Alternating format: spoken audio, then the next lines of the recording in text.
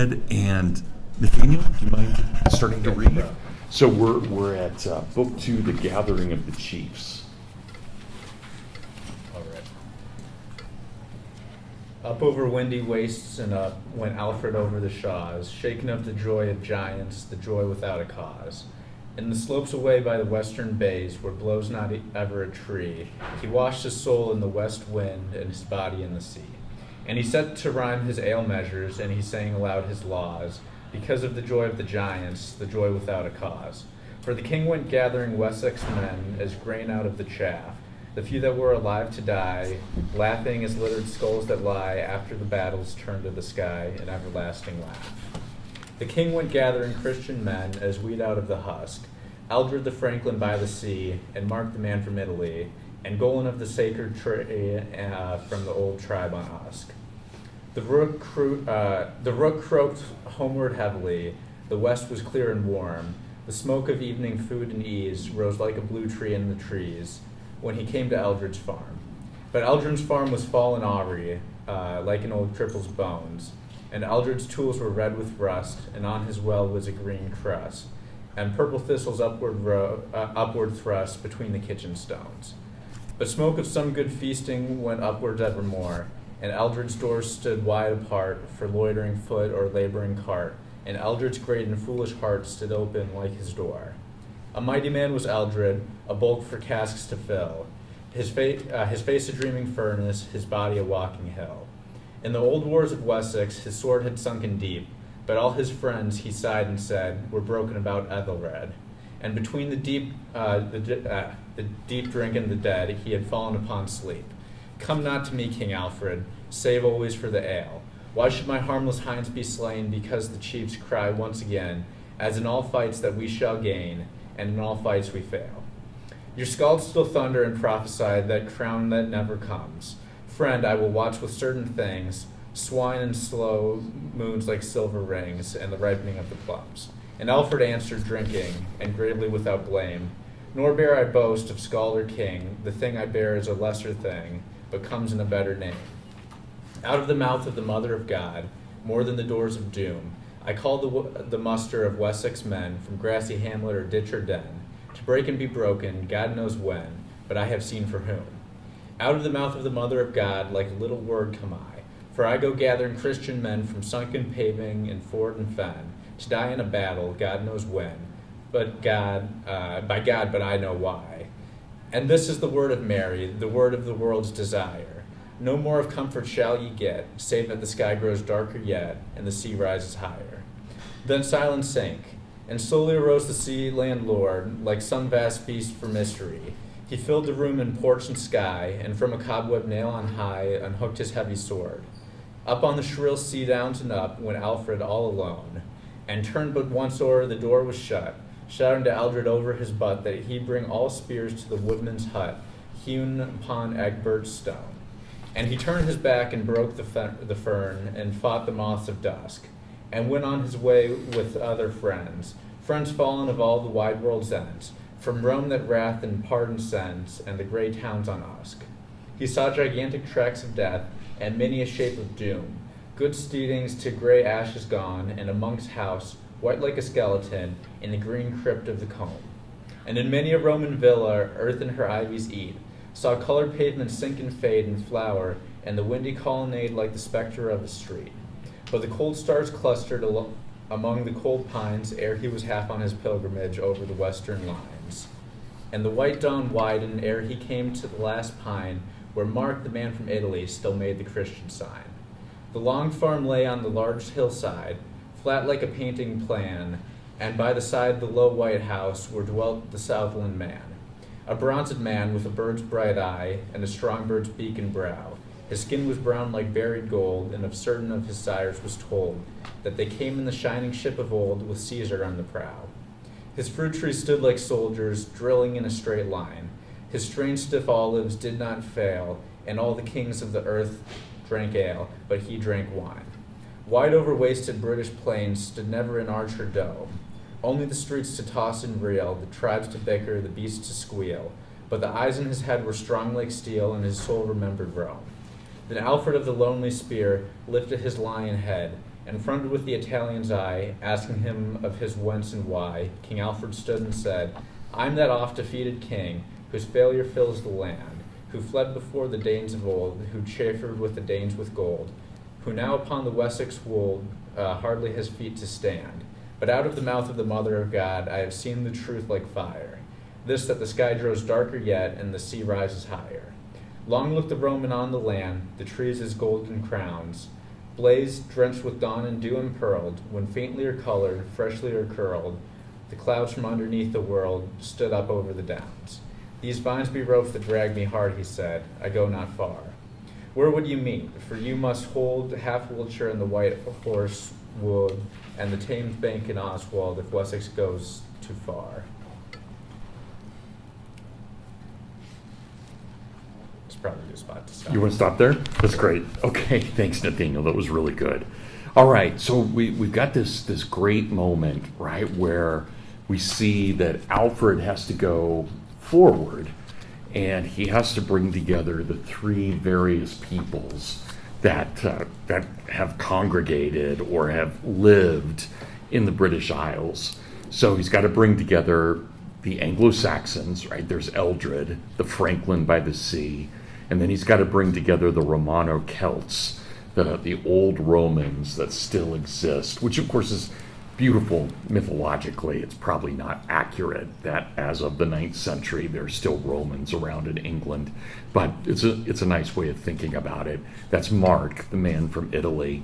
And then of course you've got the Celts, Colin of the Sacred Tree. So this is the charge that Alfred has. He has to bring them together. And notice what he does when he talks to them.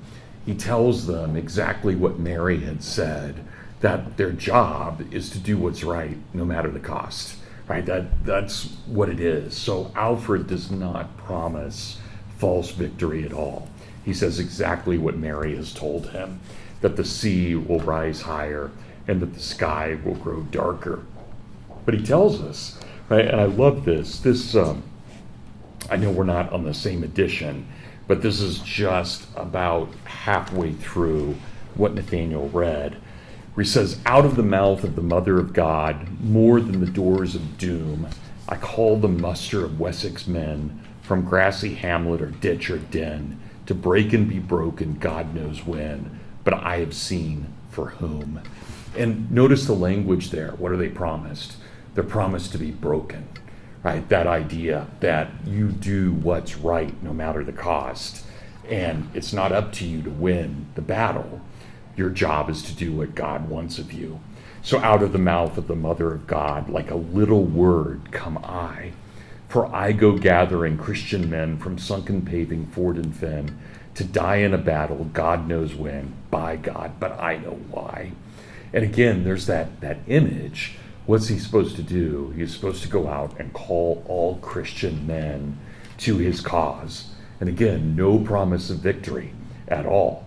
But I love the way that Chesterton puts that idea that comes to Alfred. What is Alfred and all of his men?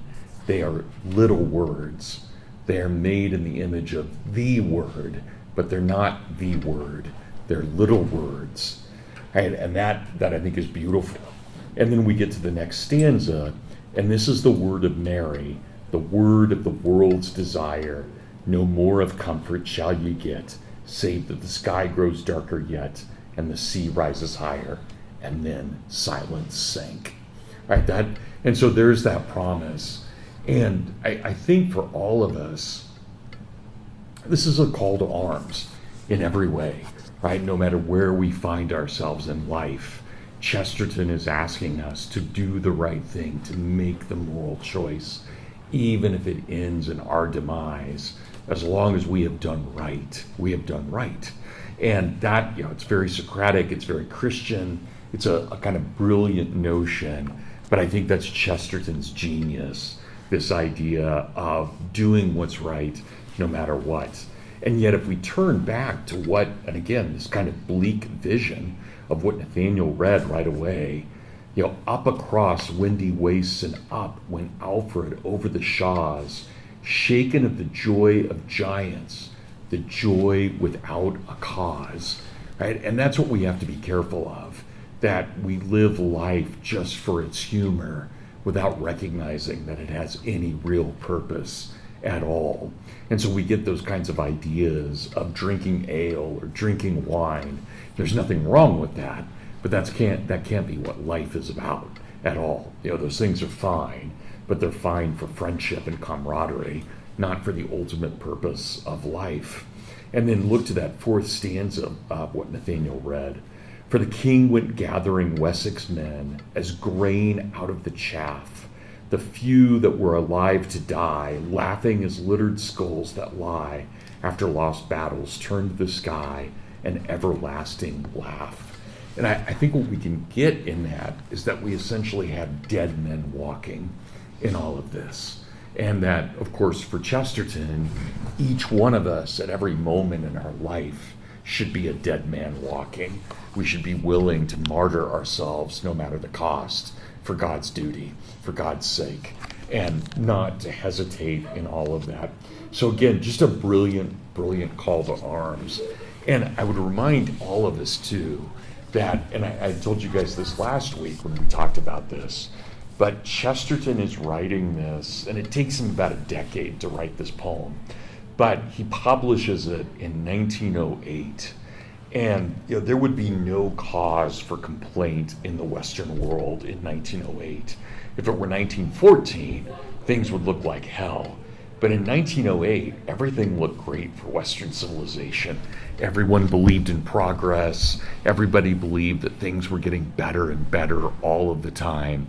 And there weren't really warning signs that the 20th century was going to be as horrible as it turned out to be. And of course, we've already talked in great detail about those horrors. But Chesterton seems to have almost, and I want to be careful how I say this, but he seems almost to have a prophetic vision in understanding, look, you guys are going to have to be ready for the 20th century. This is not like anything we've ever seen before. And yet, how do we prepare for it? We prepare for it just like the first English king, Alfred, prepared. You go, you gather your forces, and you do what's right. And that's all we're promised, right? We're promised that. And so there's an eternal salvation, but there's no victory necessarily in this world, right? This is where the name it and claim it preachers are just completely, utterly, devastatingly, diabolically wrong in everything that they proclaim, because we're not promised those things in this world. Those are only in the next world that we're promised those things, and only by God's grace, not by our will.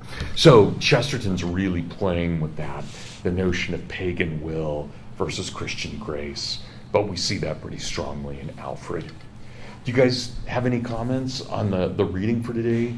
Nathaniel, any thoughts as you were reading it?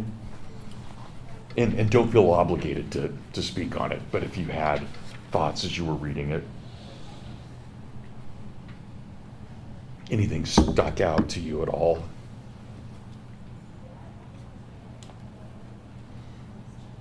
Or anybody?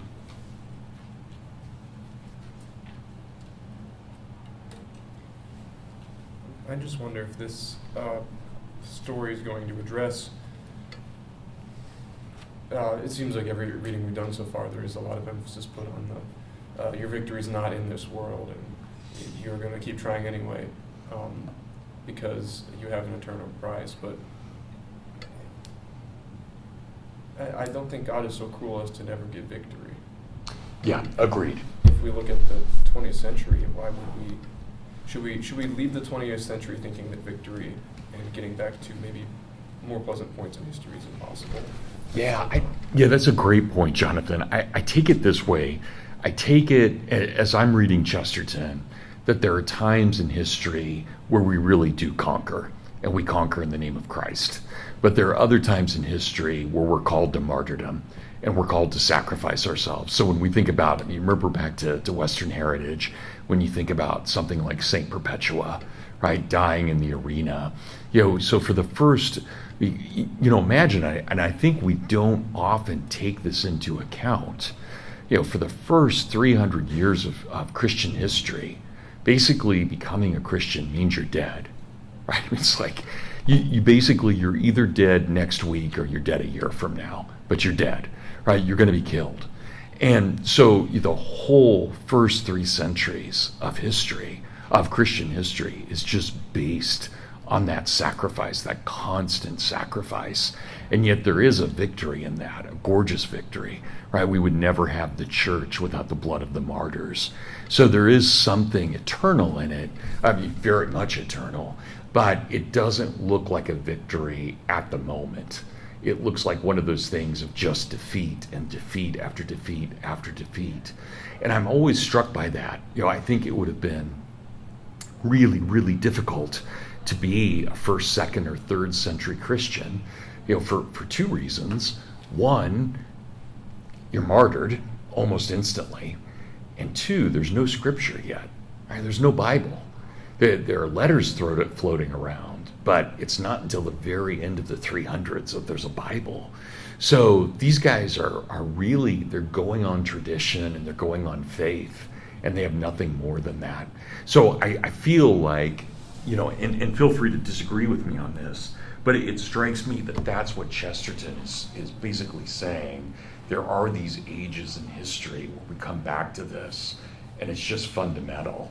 And, I'm reminded very much of John Paul II, I think one of the greatest proponents of Christianity in the history of the world, right, where he goes back to Poland in 1979 after being named Pope, and he goes back and he gives what might be regarded as one of the greatest speeches in world history to the Polish people.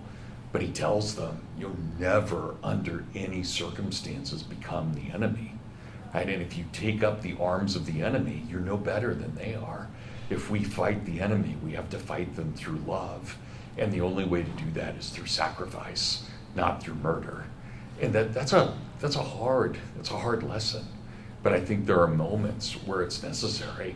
And so I think from just a prudential standpoint, for all of us as citizens of Western civilization, I think there are times we have to accept martyrdom, and there are times we have to fight like the Dickens. And it's not always clear which is which, right? And that's why I think we probably do need prophetic voices to kind of tell us that. So, in the same way in the 20th century, we needed the Army Rangers to scale the cliffs at Normandy and to take out the Nazis. We also needed Maximilian Kolbe sacrificing himself in the Holocaust camps. So both of those things are true at the same time. If that makes sense, Jonathan. But I think it's a great question, and I think it's one that Chesterton is begging us. He's begging us to ask that question. What do we do with that? And I think it's very hard. And imagine, just let's hope this never happens to any of us. But I don't know if you guys just saw, there's this case in Texas where a good man, walked into his home and his child was being raped. And, he killed the rapist. I don't blame him. I think if I had walked in and seen that happening to my child, I would have killed the rapist too. And again, this was in the news because the Texas jury totally let this guy off. The state was trying to prosecute him for murder, and the jury just said, no, there's no crime here. He did what any father would do. But those are hard things. We're called to turn the other cheek and to show mercy. But in a moment like that, I don't know if I could have restrained myself either. So I think there's always, it's a prudential, it's not right or wrong, it's prudential. Do you do this? Do you not? And, think about this, and not to get too macabre about it, but,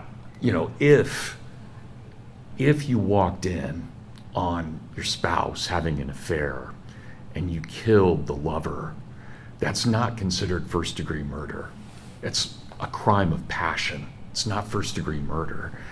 If, however, you waited a month and you planned the perfect killing of that guy and then you go kill him, that's first-degree murder. And I find that fascinating in our law that we even have variations for what that can mean. It's the same act, but obviously if you do something in a moment of passion, it's not the same thing as premeditating and working it out. So those are the kinds of things that I think we're being called to think about. how do we deal with that, and where does violence come in? So it's not that violence is always wrong, but there are times that I think we're called to submit and to be acted upon rather than to do the acting. So that's how I read it. Could be the cold medicine talking, though. I don't know. So, okay, you guys, anyone else comments or thoughts on this? Okay, well, let's jump to, I had asked you guys to read The Quest for Community by Robert Nisbet. And I'm going to lecture for just a little bit on Nisbet, and then we'll get into this book and what he's trying to do here. This is a hard book, and there's no question about that. I think that what Nisbet is doing is very complicated. It's a very important book. You know, if you look back, this comes out in 1953. And it comes out within just a few months of Russell Kirk's The Conservative Mind. It comes out at the same time as Leo Strauss's Natural Right and History. It comes out in the same year as Bradbury's Fahrenheit 451. It's an incredible year when you're thinking about what's going on in a reaction against leftism. And this is clearly a book that is against leftism. I hope, no matter how hard it was, you guys picked that up right away. He is combating in every way everything we think about with progressivism and the West. So Nisbet he's not an exciting guy. When we talk about Kirk, I can tell you story after story with Kirk. The guy is utterly weird in every way. I mean, this guy who, Kirk always walked around with, he had a sword, he had a big cane, and he had a sword that was in the cane. He always had his revolver. Even when he would come teach at Hillsdale, he was armed. He's a truly bizarre guy in every way. Nisbet's not. Nisbet is like any one of your professors here. He's not that strange. He grew up in a nice middle-class family. He went to Berkeley for all three of his degrees. He got his BA, his MA, and his PhD at Berkeley, the University of California. Went straight into teaching at Berkeley, and then had an academic career.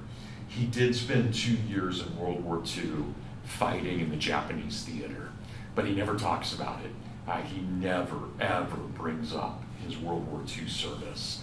And yet we know, because he does say this at one moment, he says that he did fight at Saipan, and Saipan was one of the bloodiest victories that the Americans had in the Japanese War. Just brutal, where they're literally going house by house killing civilians to take out the Japanese. So he would have, whether he was one of those guys fighting or as he was back and the other guys were fighting, we have no idea. We just know he was there, and almost certainly had a huge impact on his life. But again, he doesn't talk about it at all. But he's very normal. He loves science fiction. He loves Westerns. He spends too much time in the 50s and 60s watching Westerns on TV when he should have been writing. But he's a normal kind of academic guy. There's nothing that really goes through him that we can say distinguishes him as an interesting person. So, again, Kirk is just a wild man. And then we're going to talk about people. Think about T.E. Holm, the guy who got into fights in bars all the time, gets kicked out of Cambridge. That's not Nisbet. Nisbet is from California. His dad is Presbyterian. His mom is a Christian Scientist. Nisbet rejects both of those things. He just rejects everything that he learns from his parents. And even as a kid, is probably just an atheist.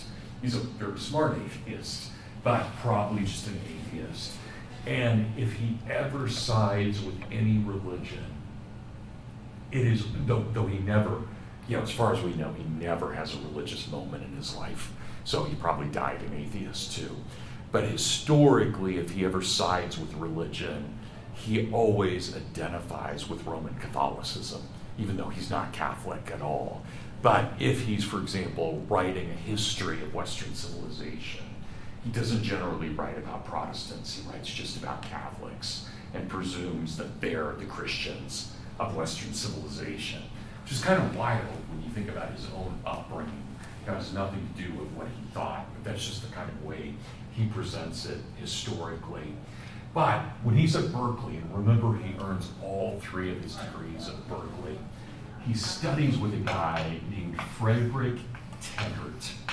And I at least want you to be familiar with him. Teggart is so this is, Nisbet gets all 3 degrees from him. This guy's his undergrad advisor, his MA thesis advisor, and his dissertation director. Teggart, this is all Teggart was at Stanford, and he was Herbert Hoover. You guys know Herbert Hoover becomes president. He and Hoover were roommates at Stanford. And Teggart goes on into academia. Hoover obviously goes off into engineering and then politics. But that's really Teggart's claim to fame, is that he had been Herbert Hoover's roommate at Stanford. And Teggart was, like Herbert Hoover, deeply anti-leftist.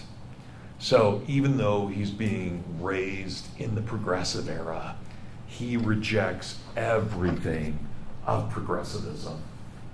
And I've had on my last sabbatical, which was 2021, during the COVID year, on my sabbatical, I read a ton of Teggart. I'd never read him before.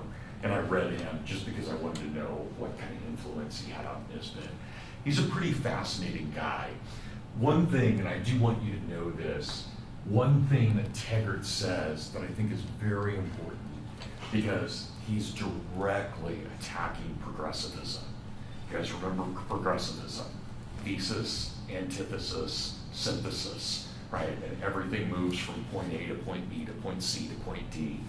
Teggart says that's just ridiculous in every way. He says the only way we can ever understand history is never in a linear fashion, but always as plural.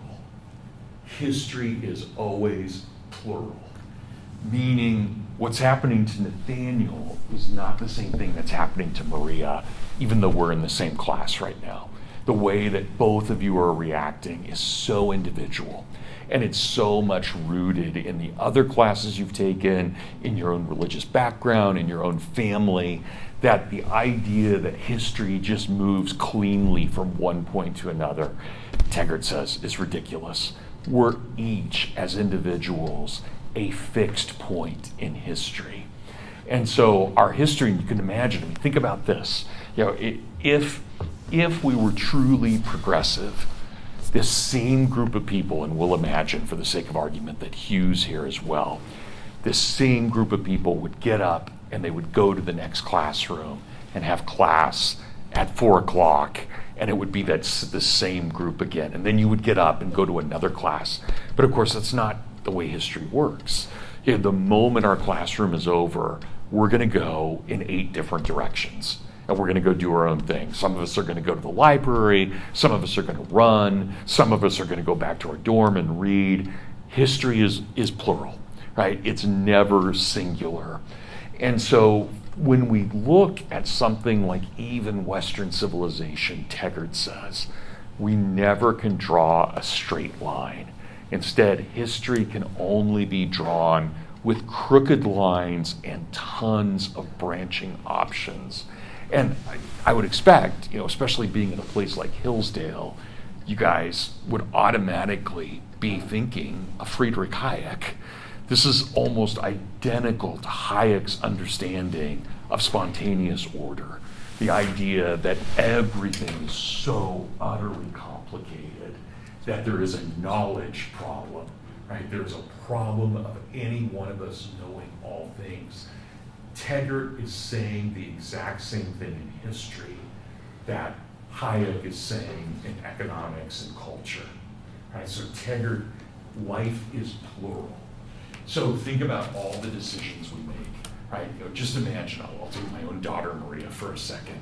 She goes back to her room and she calls her fiance, Ben, and they talk. And they start thinking about things. Where could it go? Could it go this way, that way? That's what history is. So history is never this simple thing, A then B. It's always A, but but then it could be B, C, D, E, F, G. It could be any of those possibilities. And once we go to that possibility, it can be a billion other possibilities. And so we're constantly doing that. So just imagine for any one of us in this room, just for a second, for any one of us in this room, just imagine how many decisions had to be made for you and I to be sitting in this room together. All the people who said yes to one another or no to one another, all the people who came together, who married, who didn't marry, that's all of our genetic makeup, is everything that we are, is all these crossing lines everywhere. It's never linear in any way. Grandma could have gone in a totally different direction and we wouldn't be here at all. So you think about all those choices, and again, this is deeply Hayekian, but Teggart gets there a little bit first, about 20 years before Hayek, making similar arguments. So his most famous book, if you guys are ever interested, is just called Process and History. And it's a whole philosophy of history, but again, it's an absolute attack on progressivism. And Teggart is doing everything he can to undermine progressivism, which he sees not only as just stupid, but it's also dangerous because of the kinds of falsehoods it creates. So Teggart, absolutely not a man of the left in any way, shape, or form. Deep conservative. Not very emotional. The only time he ever got emotional with Nisbet, even though Nisbet is his star pupil, the only time he ever got emotional was when Nisbet came in and said, "I'm being shipped off to Japan." And Teggart kind of put his arm around him. The only time he'd ever shown any emotion to Nisbet said, "I think of you kind of like a son." No, not a son, just kind of like a son. Right? And that was it. That was all he was going to get. And but that meant everything to Nisbet. Okay, so Teggart, deep influence, and we're not going to get Nisbet unless we understand Teggart's influence over him. Okay. One other person you guys absolutely have to know, we've not talked about him yet, though I mentioned him just briefly the other day. Another figure who profoundly influences Nisbet is a guy named Albert J. Nock. And I'll explain his theories here. You guys remember Albert J. Nock? Albert J. Nock was the leader of the anarchists in America. Remember, he was that professor of great books at St. Stephen's or Bard College, whatever it was called. He's a professor of great books. He's an anarchist, but he's a very respectable anarchist, always in his three-piece suit. And he wrote a great book that I actually almost assigned to you guys, but I thought we were just getting too deep into the books I was assigning. He wrote a book called, and I love the title, it's his autobiography, Memoirs of a Superfluous Man. Right? It's great. And it's so important, that book, that Nisbet read it over and over again during his World War II service. He took it with him to Japan, and he basically had the memoir memorized. He read it so many times in Japan. But here's what Nisbet's anarchism says. Nisbet wrote, I'm sorry, not Nisbet, Nock. Here's what Nock's anarchism says. Nock says that we have to be very careful never to confuse society and the state. So we must be really careful. So there's society. Society is us doing what we're doing in this room right now. There's no real governance in here. There are rules. I have to behave as a professor, and you guys have to behave as students.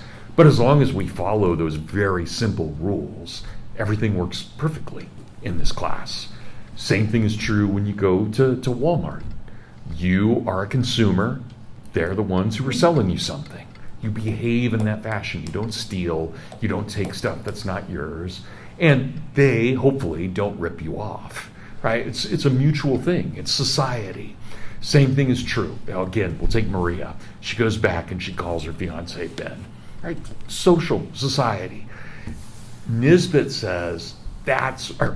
Nock says that's where real history takes place. Real history almost always takes place in the social realm. That is, us just being human. But then there's this confusing thing that intervenes called the state. And the state is not like the Marxists think, the status quo. That's a deeply anti-progressive argument here. The state is truly what you think it is. It is George Orwell. It is 1984. It is Brave New World. It is that hideous strength. The state, even in its democratic manifestation, is a thing that manipulates nature. It is not natural for Nock. It is something that is an imposition. It's a corruption of society, not the natural result of society. The natural result of society for Nock is that we have laws because we believe in them. The state says, no, we believe in laws and therefore we impose them upon you. So what the state does, it acts in a very diabolic fashion. The state always reverses what is normal, natural, and humane. It subverts it. It undermines it. It in some way cons it and then imposes.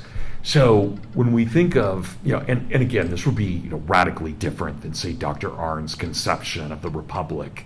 But for someone like Nock, the state is almost always a con game. So, and you remember St. Augustine. St. Augustine in the City of God tells us that without justice, what are states but robberies? Well, basically, Nock would say, even with justice, what are states but robberies? So almost every state, there might be exceptions, but almost every state is essentially a criminal organization that has a beautiful veneer. Now, sometimes it doesn't. Sometimes it's Mussolini crushing your skull in with a boot. So sometimes the state shows its true brutality. But in democratic societies, the state is just as wicked as in fascist societies. It's just nicer about it. And so rather than having Big Brother crush your skull, it's Big Mother coming up to you and giving you a bear hug and not really giving you freedom, but just controlling your life nonetheless. But it's always a con game. It's always a disguise for criminal activity. Nisbet buys into this. Not 100%, but pretty close. And so that's why when you read Quest for Community, anytime Nisbet starts talking about the state, it is never positive at all, because the state is a criminal organization. And Nisbet even goes so far, especially in the 1980s, Nisbet writes a very important piece called The State as Dagger. And he argues that if you look at the history of language, governments, through propaganda, are always about 5 minutes ahead of society, creating new names that make them sound better than they are. But again, they're all criminal organizations. And so you can have a nice criminal organization or you can have a brutal one, but it's still a criminal organization. And that's Nock's argument in terms of distinguishing what is society, which is healthy and good, and what is the state, which is cancer. It's a corruption. It's a corrosion overall. So that's why Nock's an anarchist. Nisbet's not quite an anarchist, but he's deeply influenced by the anarchists, and he buys their critique of the state. He thinks generally the anarchists are right. He doesn't actually believe we could live without a state, but he does believe pretty wholeheartedly that the anarchist criticism of the state is a correct one. So keep that in mind. So again, when you're thinking about Nisbet, and whenever he brings up nation, what is a nation? A nation for Nisbet is yet another name for a corrupt state. And nationalism is probably worse than communism in some way, because it has a happier, we can say we're nationalists and feel like we're good patriots, whereas really what we're doing is we've just become slaves to our government under the name of patriotism. Jonathan? Oh, sorry, I wasn't reading my... Oh, okay, I thought you had your hand up. Okay, so you guys, any comments on that? I'm not asking you to agree, I want you to know that. That's where the critique is coming from. So keep those two things in mind. That's important. Okay, the third thing I want to say, and again, I hope this was obvious. Nisbet says the most normal thing in society is that we crave community. This is the most normal thing in society. We crave community. We always want to be a part of something larger than ourselves. And if society is working properly, what does that mean? Well, it means that my first community would be my love for my mother and my father. He would be my family. And then for my siblings. And then it would be for my cousins, my neighbors, my friends, my schoolmates. This is how, so we start, here's the lone individual. And that lone individual makes connection all the time. Nobody is born thinking, by God, I love America. Right? That is not natural to us. Our natural instinct is, I love my mother. That's our natural instinct. And then our second instinct is, I love my father. And then I love my siblings. So community, we always want to be a part of it. Always. And just think about it. I mean, you guys are all at this age. You're looking around, you're thinking about marriage. You're forming a community. That's what you're thinking about. And it probably should be, next to getting a job, first and foremost on your minds right now. It's the natural stage of life where you guys are at, right? I'm beyond that. I'm starting to think about grandkids now, right? Which I'm still probably a ways away, but that's what I'm thinking about. That's the stage I'm at. But I went through the stage too, right? Where you guys are at, where you're thinking about, well, what's my community? What's my family? Those kinds of things. But that's really natural. It's not natural for me to say, God bless the USA. Right? That's something I learned, but it's not natural. And so Nisbet tells us in our community, the reason I love the USA is because it allowed me to love my mother. It sheltered me to love my mother. But, just think about where our loyalties are for any one of us. Right now, and I can guarantee you guys, right now, if President Trump called me, right, and he's got my cell number, he doesn't call often, but he calls me, and he says, Brad, I need your advice on something. I tell him, I say, Donald, I'm really sorry, but I'm in class right now. I can't talk. I'll call you later. Well, this is of national importance. Well, I don't care, right? I'm in class. But if my wife calls me right now and she says, Brad, something happened to one of our kids, God forbid, I would be out of here in a second. You would not be my priority at that point at all. And that's our loyalties. Our loyalties are immediate. They are deep, very deep. Our loyalty to America is basically in thanks for allowing us to have the deeper loyalties. But our loyalty to America is really superficial when you think about it. Our loyalties go to those things which are immediate to us. That's what Nisbet is saying. Now, here's the problem with this. Our most natural desire, and Nisbet's not, believe me, he is fascinated with individualism, totally fascinated with the creative individual in particular. It's one of Nisbet's greatest obsessions in all of his scholarship. How, for example, for Nisbet, could we ever explain Michelangelo? How could we ever explain Mozart? How could we ever explain Beethoven? Right? Or Thomas Jefferson. Right? These are guys who they're everything for Nisbet. Right? Everything. So don't get me wrong. He loves individualism. But he says it's the most normal thing for the individual to love one another. And even though he's not Christian, he still has a Christian aspect to this. That we love one another and that we have our deep loyalties to one another. Right? That's how it plays out. And again, just think about if you got a call right now, who would you respond to? Who wouldn't you respond to? Right? Where would your hierarchy be? Where would this class fit in your level of priorities? And I would guess it probably counts for something.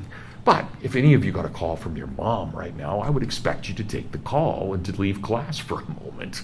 That if your mom's calling you in the middle of the school day, something's probably not right, and that should be your priority. But again, if Trump calls you right now and you guys took it, I'd be offended. Like, come on, that's not healthy for us. We've got other things to do here. You can take him later. So those are the kinds of things that we have to think about. So here's the problem for Nisbet. In a society that no longer values loyalty, where will that natural desire for community go? It will go towards these large anonymous collectives. And so if you want to understand why did fascism arise in the 20th century, because society stopped caring about the family. They stopped caring about church. They stopped caring about schools. And so where's the Nazi find his loyalty? He finds it by being a member of the SS. It gives him something. If you are a young, impoverished black man or Hispanic, let's say you're a black man in East St. Louis, a young black teenager, or you're a young Hispanic, a teenage Hispanic in LA, should any of us be surprised that you would join a gang? Of course not. It would be the most logical thing in the world. Why? Because you come from a broken home, your schools are terrible, and you've probably never been to church. Yet you crave community, because we all do. And so, of course, the gang is going to give us that. Now, the gang is going to take a lot out of us. We may have to go murder someone to be a member of the gang, but we'll do it because we desire so much to be a part of that community. So that's where Nisbet tells us this idea of community is so vitally important, but it's equally dangerous. And I would say the same thing. I know none of you are taking my Tolkien class right now, but in Tolkien it would be similar to say something like, if I don't tell you good myth, you'll start believing in really bad myth. If I don't tell you the story of Christ, then I'm going to start telling you the Gnostic story or something like that, right? Because we crave myth so much that we either take in true myths or we take in false myths. Same thing is true for Nisbet with community.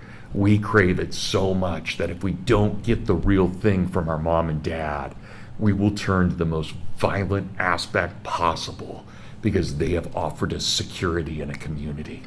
And so that's why Nazism arose in the 20th century. Not because men suddenly became evil, they did, but because they lost everything that mattered to them. Why do you join the Communist Party? Because everything that should have mattered to you did not matter at all. And something in Marxism told you you can be a part of this huge collective. So I hope you guys see how this is not political, but it's not apolitical either. Now imagine if society is working right, we are deeply conservative. If I love my mom and my dad and my siblings and my cousins and my neighbors and my schoolmates, that's as non-leftist as it gets. My loyalty is to those people I know immediately. Humanity I love. Why? Because I love my brother. But I've never met the guy in the subcontinent of India. I can, in my mind, say, yeah, someone in New Delhi, I love them abstractly as a human being. That's radically different than saying I love my daughter, Maria, right? Even though I use the same word. And so that idea, that's where we come from. Notice once we start getting away from immediate relationships, it becomes very abstract. It now becomes more leftist, in the sense that it's trying to find some great abstraction that holds us all together. And it's harder the farther away we get. So is it bigoted that I don't care as much about someone in New Delhi? Of course not. My image of them has nothing to do with their skin color. My image of them has to do with they're on the other side of the world and I've never met him. Maria, I met her the moment she came into the world. Of course I love her in a different way than I love someone from New Delhi. Even though they're just as much a human as Maria is, my loyalty is to this. And again, why then do I praise my government? I praise my government because it sheltered my love for Maria. That's why I praise it. I don't praise it because it's an abstraction. I praise it because it sheltered me and my family. And I think that, if I just tell you guys my loyalties, right? I first and foremost to my family and my friends, no question. It probably should be to God, but I would probably, if something happened, I would probably prefer my family to God. I know I'm not supposed to, but I probably would. But then it would be God and the Catholic Church. Then it would be Hillsdale and the liberal arts. Then it would be the kind of an abstract notion of the Republic. That's how my loyalties would go. And there was a time Notre Dame would have been, because I went to Notre Dame, would have been one of my top loyalties. It's not anymore. They haven't done anything to shelter me. They've been good to me, and they were good to me. But Dr. Arnn has given me 27 years here where I get to work with people like you. That's incredible, right? All praise to Dr. Arnn. He has sheltered me from the world. He has sheltered my family from the world where I can raise good kids. That's amazing that I've been able to do that. So of course I have a stronger loyalty to Dr. Arnn and to Hillsdale than I do to Notre Dame. Of course I do. I would be foolish not to. But Notre Dame still matters. In the same way, the U.S. government still matters. But it's not even in my top 5 for my loyalties. I'm not even sure it would be in my top 10. I'm not sure where it would be. But it's not up there. That's what Nisbet is telling us. But he says the problem with the 20th century is we inverted it. Instead of thinking of mom and dad as my community, we start thinking of the nation state. And every time the welfare state is expanded, it's taking the place of mom and dad every single time.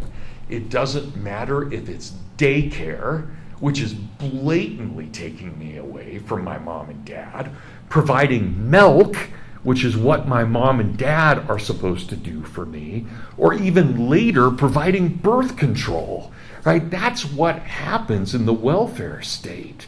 And so it progressively takes the place of family. Now, Nisbet's not a cad. He knows that there are probably poor people who need help. He's not arguing that there should be no welfare. He's arguing that our welfare should be so structured that it doesn't replace our natural loyalties. It augments them. So a welfare that helps the mother rather than replaces the mother, that might be good. Right? And there have been possibilities of that. Think about something like Milton Friedman's negative income tax. Those are possibilities where you actually could help the family through welfare rather than destroy the family through welfare. But our system, and I don't think I'm just being political here, I think it's pretty clear our welfare system has raped the family. It has not just knocked it down, it has raped it over and over again. Just look at what happened to Black Americans. Right? If you take Black Americans in 1910, Black Americans were on average 88% of the time in a 2-parent family. So if you were a black kid in 1910, you had an 88% chance of living with your mom and your dad. By the time you get to 1970, it's about a 1 in 10 chance. It's not because black people are black, it's because the welfare system has destroyed their community. And that's what Nisbet is getting at here. We've allowed these progressive institutions progressively to replace the family. And of course, whites aren't much better. Whites aren't as bad as the black family right now. But the divorce rate among whites is very, very, very high. It's just taken a little bit longer to erode them. So there's nothing in particular about being black. It just happens to be the history and the way that this has worked out in America. So those are the kinds of things Nisbet is getting at here with and think about the title. It's the quest for community. If we don't find it with mom and dad, we'll look for it in gangs or the SS or the Communist Party or even, God forbid, the United States of America, right? In some crazy way, unhealthy way. So that's what Nisbet is getting at here. So let me, I've been bloviating a lot, but why don't you guys, you read it, what questions did you have about it, or what thoughts did you have as you read through it? And please don't, if it was hard, it was hard. That, I understand that. Don't be embarrassed by that. I've had the privilege of having read it like 10 times. So, and every time I read it, I get a little bit more of it, and I understand it a little bit more. I still don't think I have it completely by any means. So please don't be hesitant or shy about admitting that there were things that were hard.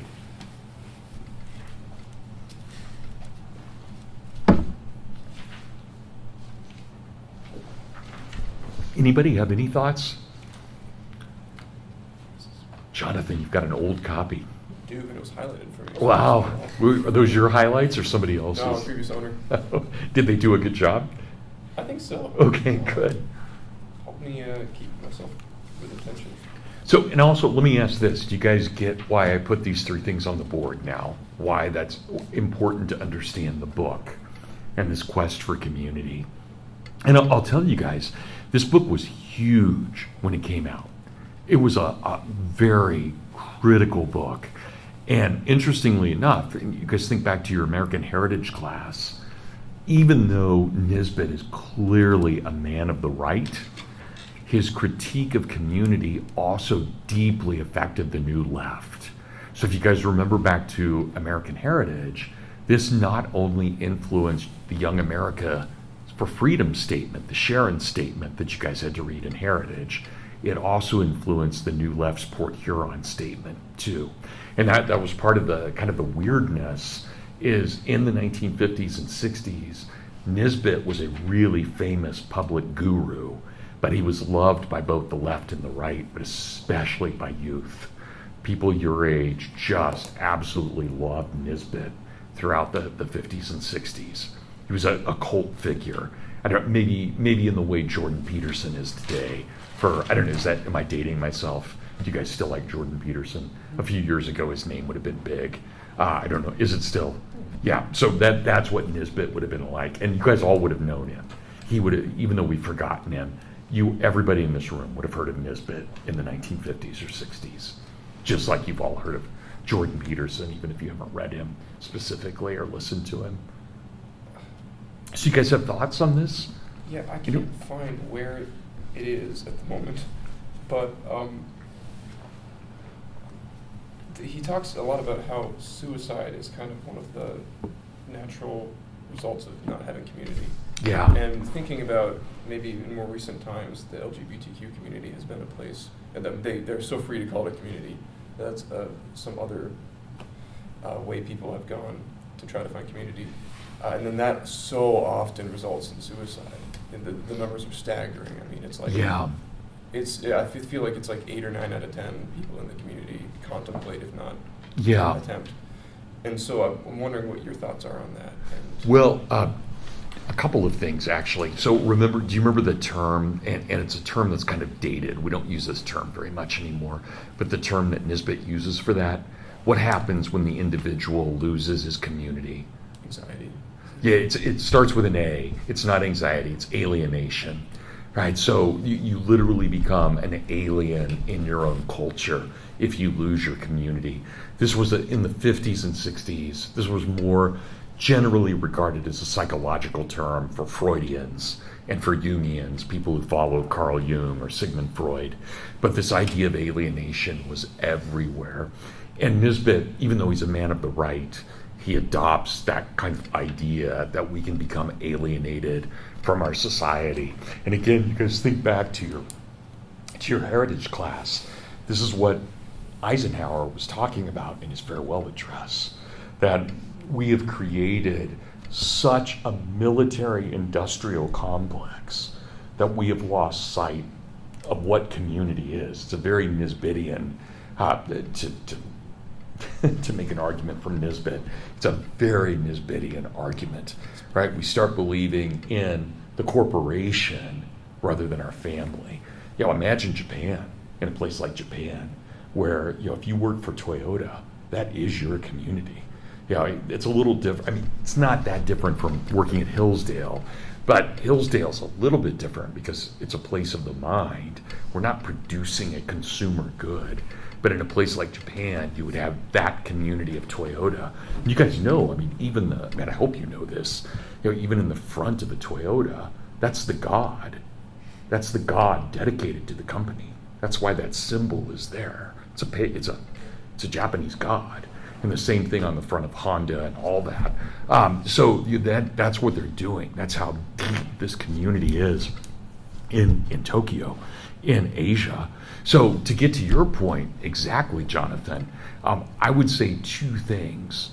So one, it shouldn't be surprising to us that there is an LGBTQ community, right? That Nisbet would say, of course that's going to happen, and we'll see it. Why is there so my second point would be this: why is there such a high suicide rate? Because these are people who don't like themselves, right? They don't like an aspect of themselves. I'm a man trapped in a woman's body, or I'm a woman trapped in a man's body. There's automatically a distancing of themselves from themselves. And so there's a kind of self-loathing that goes into that, right? That identity. So it's not totally surprising that we see high suicide rates in that. And I'm not sure I'm qualified to go beyond that. But we do see that, and it is really interesting. I'm probably dating myself a little bit, and I think I had mentioned this to you guys earlier in the semester. But in the 90s, there was this huge question of whether, say, gay men or gay women should be able to marry. And one of the arguments that the whole gay community presented was that being homosexual was natural. That is, if you look at animal life, you find that there are instincts among dogs, among animals, among apes, that there is a natural inclination towards homosexuality. It's always rare, but it's there. And so they made the argument based on natural law. But now you look at something like the transgender movement, it just overturns that argument completely, because that argument says, no, nature messed up and put me in the wrong body. And I find that fascinating, that the whole community has switched within just 2 decades. Their argument has been flipped on its own head. But yeah, I'm not surprised that there is a lot of suicide for a variety of reasons. But I think because there's a deep uncomfortableness with who they are as people as well, because they're always projecting what they could have been rather than what they are. And no comment on anyone who is gay. I don't mean it that way. But think about part of the reason any one of us in this room has satisfaction. We have satisfaction because we've accepted who we are. It's one reason we're happy.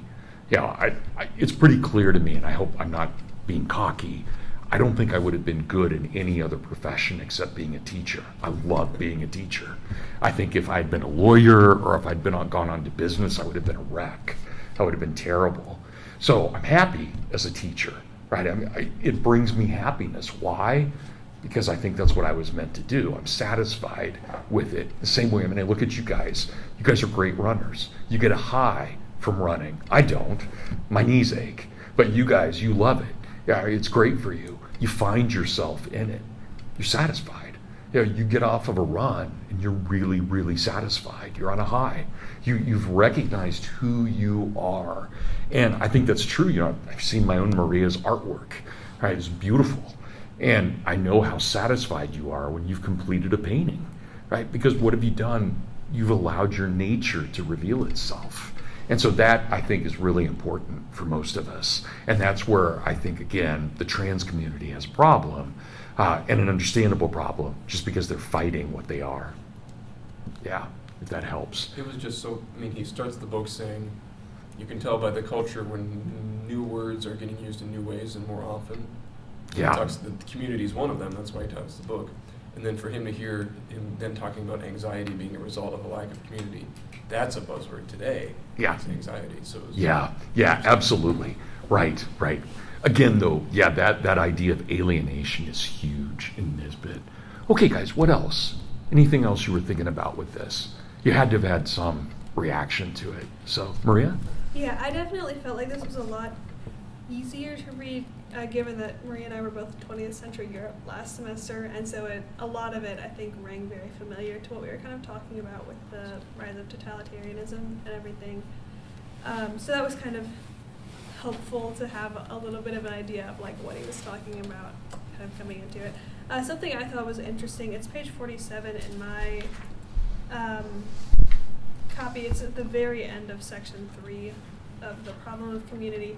He's talking, and I don't know if I quite grasp it well enough to explain it well, but kind of bringing back to what you were saying about like the welfare state and everything. He's saying part of our crisis is that we expect these like kinship, faith, locality groups to like communicate something meaningful, like psychologically and morally to young people, but have like so destroyed all of their institutional significance and relevance that they're left like very crippled in their ability to communicate those things, and that kind of perpetuates lots of these like social issues.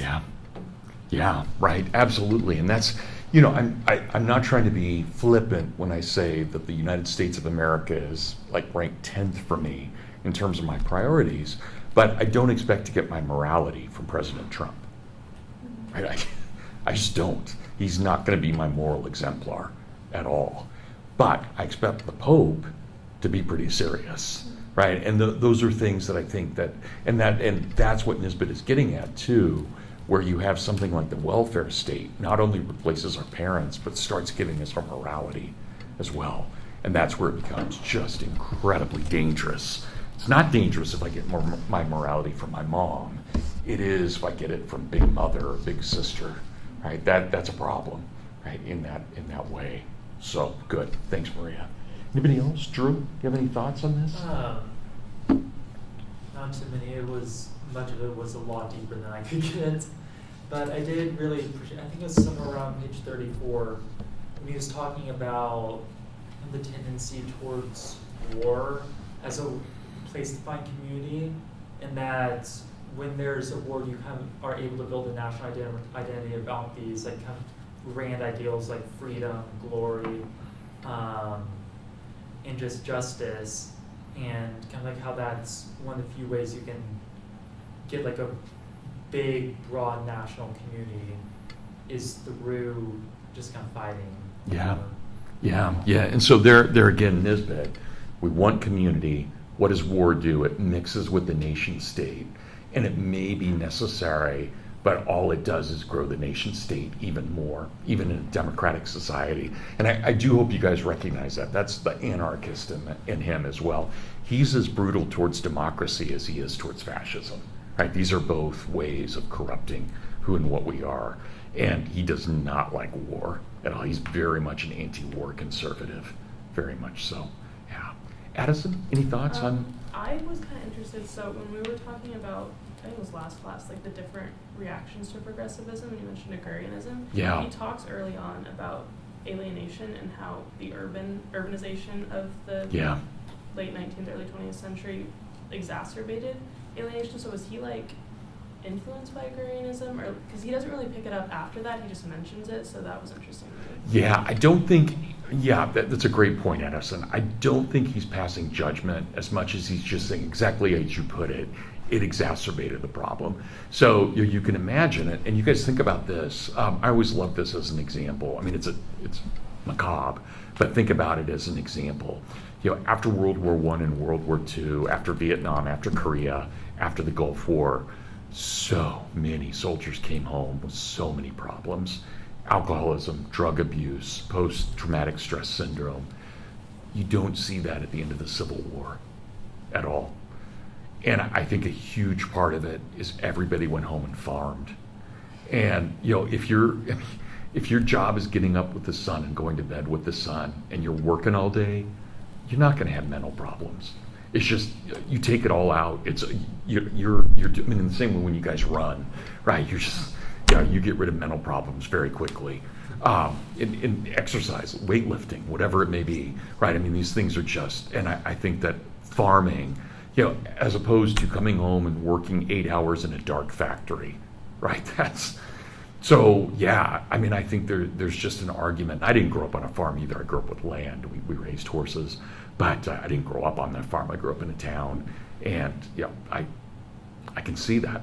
I can see where, and so I think Nisbet's making more just a comment rather than passing judgment on it. Yeah, I grew up on a farm, and so it made a lot of sense Yeah. to me. But Yeah, it does. Yeah, and when you're in a farm, I mean, think about how early you learn about reproduction. But it's natural, so it's not weird.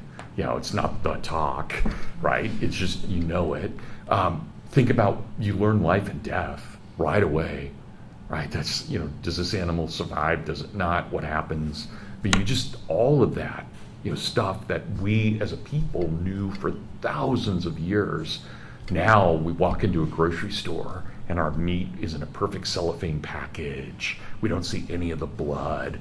We don't see the kidneys, the guts, anything. It's totally different. So, yeah, it's great.